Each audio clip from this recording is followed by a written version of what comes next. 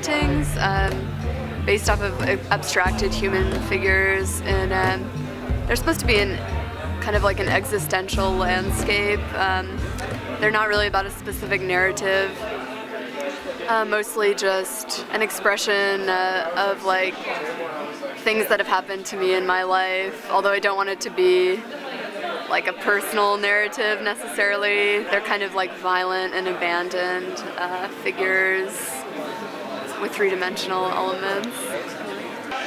My work is a continuation of a series that is titled Figure Studies. I've been working on it for the last year and a half or so.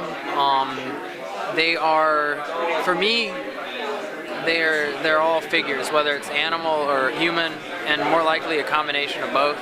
I studied a lot of anatomy, and I became kind of familiar with certain repeating forms, whether it's like shoulder blade, different types of arches, joints. I definitely have some knowledge of how they work and what they look like, and from there I've just been taking a lot of liberty with these forms and putting them together in ways that I hope to be evocative or suggestive without spelling anything out.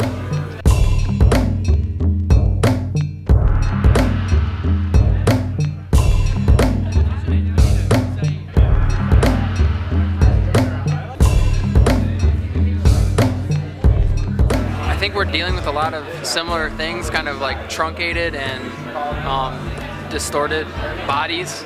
We're definitely like pushing what it's like to be a figure, I think, in our work. We actually both had work in a juried show here, and they put them next to each other, and we kind of saw them and we're like, damn, there's some definite similarities there, and we liked our stuff. We thought it kind of played off each other well, mine being strictly black and white and line and texture based, and her being using very vivid, intense colors. There's a lot of contrast, but also similarity between these kind of like grotesque, tortured organic forms and like more of a geometry. So this painting right here, I had to saw the branch off the painting to fit it in my car. Hence the green tape, which I left up because it kind of matches the grass color.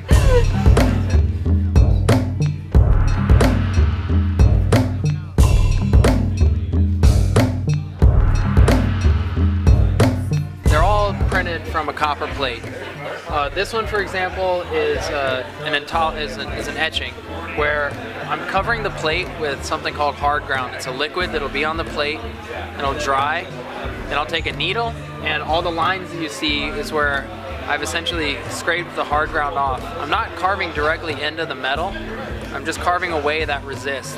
Then I put it in an acid that etches those lines down, and then what I do is I remove the hard ground from the surface of the plate, roll ink on it, and then I roll it through a printing press.